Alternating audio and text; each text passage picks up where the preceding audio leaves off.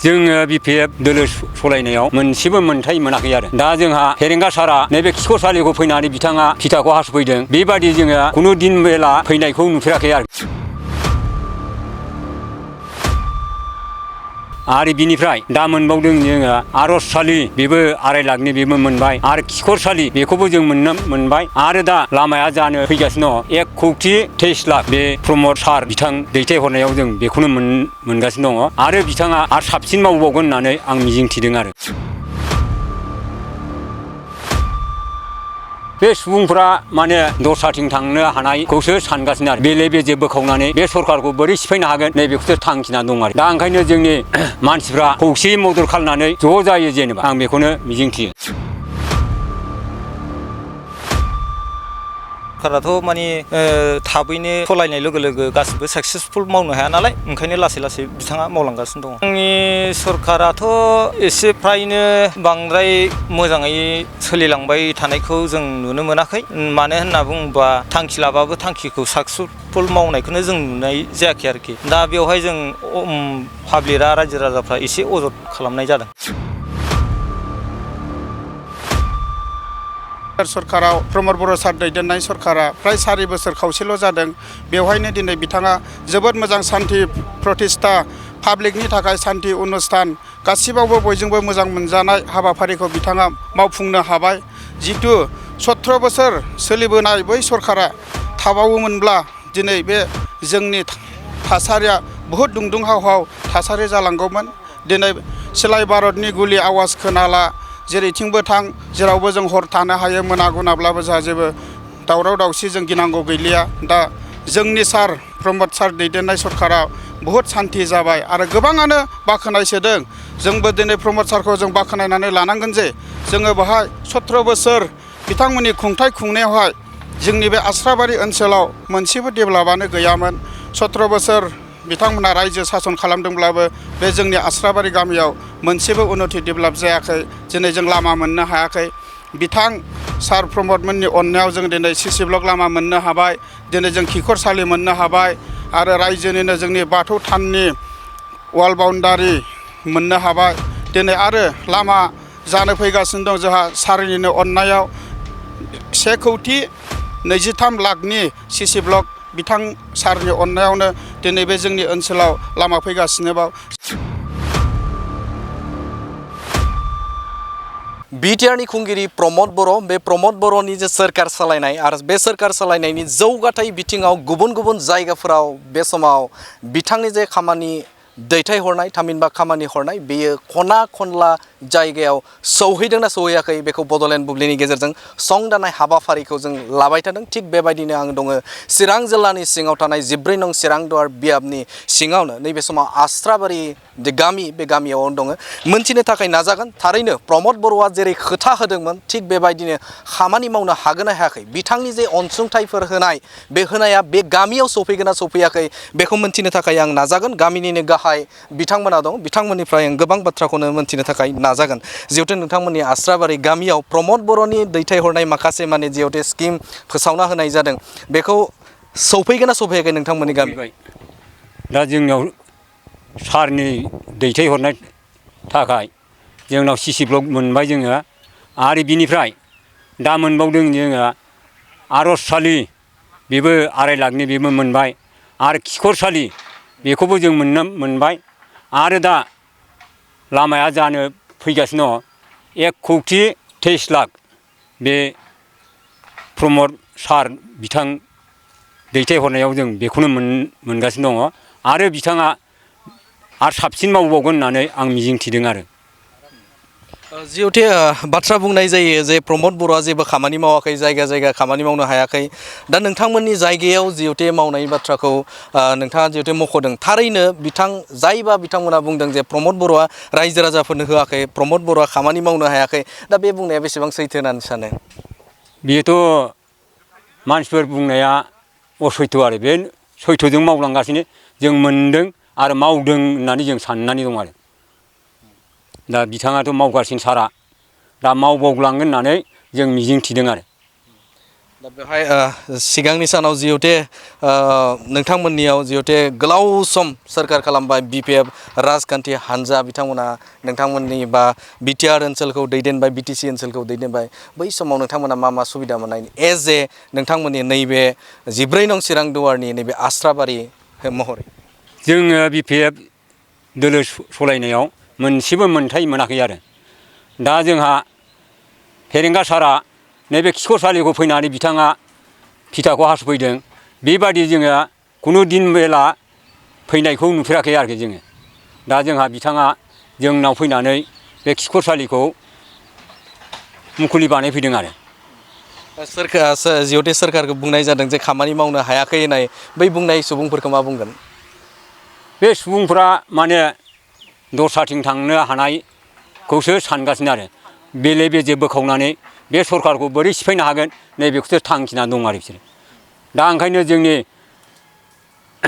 मानसिफ्रा खौसेयै मदद खालामनानै ज' जायो जेनेबा आं बेखौनो मिजिंथियो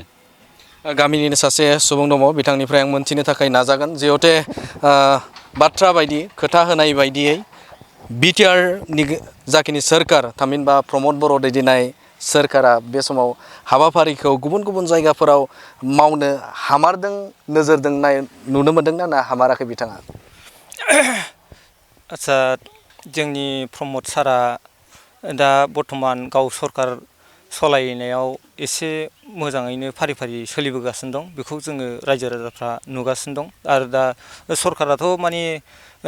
थाबैनो सलायनाय लोगो लोगो गासिबो साक्सेसफुल मावनो हाया नालाय ओंखायनो लासै लासै बिथाङा मावलांगासिनो दङ दा बेखौ नुनो मोनगासिनो आरो रायजो राजाफ्रा दा बिथांखौ जों एसेब्लाबो मोजां मोनो दा बिथांखौनो जों दा फैगौ बिसायख'थियावबो आरो सापर्ट होगोन होननानै जों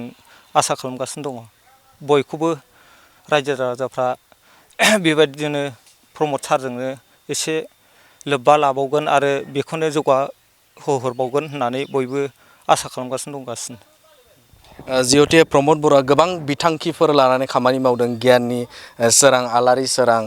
दा बेफोरबायदिनो गोबां मोनसे बिथांखिफोर लानानै खामानि मावबाय थादों नोंथांमोननि जायगायाव मा सफैदों बेफोरबायदि आलारि सोरां बिथांखियाव बहायबो मन्दिरफोराव बयनोबो एसे एसे जा हायो बिथाङा साहाय्यखौ हरदों बेखौ जोंनियावबो मोननाय जादों आरो फरायसाफोरनोबो एसे सहाय हरनायखौ मोनगासिनो दं होननानै जों नुनो मोनदों आरो सिगांनि सोरखार सालायनाय आरो आथिखालनि सोरखारा माबायदि सिगांनि सरकाराथ' एसे फ्रायनो बांद्राय मोजाङै सोलिलांबाय थानायखौ जों नुनो मोनाखै मानो होनना बुङोबा थांखि लाबाबो थांखिखौ साक्सेसफुल मावनायखौनो जों नुनाय जायाखै आरोखि दा बेवहाय जों पाब्लिकआ रायजो राजाफ्रा एसे अजद खालामनाय जादों बिनि थाखायनो आथिखालनि प्रमद बर' सरकारा माबायदि सालायगासिनो आथिखालनि प्रमद बर' सरकाराथ' जोंनि सारा दा एसेब्लाबो मोजाङैनो दैदेनबोगासिनो दं आरो बिनिफ्राय साबसिन दैदेनलांबाय थागोन होननानै जों आसा खालामो मिन्थिनो थाखाय नाजागोन गामिनि सासे सुबुं दङ बिथांनिफ्राय माबायदि सोलिगासिनो दं गामिनि थासारिफोरा माबायदि जौगाथायनि बिथिङाव प्रमद बर'नि नोजोरा माबायदि गिबियावनो आङो जोंनि दा सोलिफुबाय थानाय बिटिआर सरकार जिथु जोंनि प्रमद सार दैदेननाय सरकारखौ आङो एसे माने सारनिसिम आङो रोजा रोजा साबायखर बावहरग्रोनाय थायो जोंहा दा इउपिपिएल सरकार जिथु बे जोंनि परिबर्तन सरकार बिटिआर सरकाराव प्रमद बर' सार दैदेननाय सरकारा फ्राय 4 बोसोर खावसेल' जादों बेवहायनो दिनै बिथाङा जोबोद मोजां सान्थि प्रतिस्था पाब्लिकनि थाखाय सान्थि अनुस्थान गासिबावबो बयजोंबो मोजां मोनजानाय हाबाफारिखौ बिथाङा मावफुंनो हाबाय जिथु 17 बोसोर सोलिबोनाय बै सरकारा थाबावोमोनब्ला दिनै बे जोंनि थासारिया बहुद दुंदुंहाव थासारि जालांगौमोन दिनै सिलाय भारतनि गुलि आवाज खोनाला जेरैथिंबो थां जेरावबो जों हर थानो हायो मोना गुनाब्लाबो जोंहा जेबो दावराव दावसि जों गिनांगौ गैलिया दा जोंनि सार प्रमद सार दैदेननाय सरकारा बहुद सान्थि जाबाय आरो गोबाङानो बाख्नाय सोदों जोंबो दिनै प्रमद सारखौ जों बाख्नायनानै लानांगोन जे जोङो बेहाय 17 बोसोर बिथांमोननि खुंथाय खुंनायावहाय जोंनि बे आस्राबारि ओनसोलाव मोनसेबो डेभेलपआनो गैयामोन 17 बोसोर बिथांमोना रायजो सासन खालामदोंब्लाबो बे जोंनि आस्राबारि गामियाव मोनसेबो उन्नति डेभेलप जायाखै दिनै जों लामा मोननो हायाखै बिथां सार प्रमदमोननि अननायाव जों दिनै सिसि ब्लक लामा मोननो हाबाय दिनै जों खिखरसालि मोननो हाबाय आरो रायजोनिनो जोंनि बाथौ थाननि वाल बाउन्डारि मोननो हाबाय दिनै आरो लामा जानो फैगासिनो दं जोंहा सारनिनो अननायाव 1,23 लाखनि सिसि ब्लक बिथां सारनि अननायावनो दिनै बे जोंनि ओनसोलाव लामा फैगासिनोबाव जों बाखनायनानै लानांगोन जे बयबो जोङो बर' हारिया दिनै खौसे जानानै मालायनि बुंनाय बाथ्राखौ लायालासे दिनै गुबुन हारियाबो आरो गावजों गाव बर'जों बर' दिनै हारिखौ बोफ्लेनानै बोरैबा दाङाबाजि खालामफिननानै बोरै बे लामाखौ लागासिनो दङ बिनिखायनो साफ्रोमबो जोंनि बर' हारिया गावखौनो गाव मोजाङै सिनायनानै जोङो ज' खौसे जानानै बबे नोजोरथिं थांबा जोंनि सान्थि परिबेस आरो जों माब्रैबा जोंनि बे रायजो खुंथायाव डेभेलप जालांगोन बेफोरखौसो नोजोर बोनानै थानांगौ बावहाय सोरबाया ओरै दादागिरि लिडार जानानै लिडारानो थाखाबाय जायनि फलाव मोजां रायजो खुंगासिनो बेवहाय आरोबाव गोदान लिडार गावखौनो लिडार खालामनो साननायखौ जों मोजां मोनाखै गतिके दानि सारमोन दैदेनबाय थानाय सरकारावनो ज' थानानै जिथु रायजो राजाफ्रा मोजाङै मोजां दैदेनलाङो आरो बे सरकारा जोंहा गोबाव जोरनानै जोंनि गासैबो लुबैनाय बायदि जोङो हारिखौ जों गोग्गो मेलेमजों जोङो सारमोनहा जिथु मोजाङै मोजां दैदेनलांनो हाबावो जों बेखौसो नोजोर बोनानै ज' सारमोनखौनो एबारनि फैगौ बिसायख'थियावबो जोङो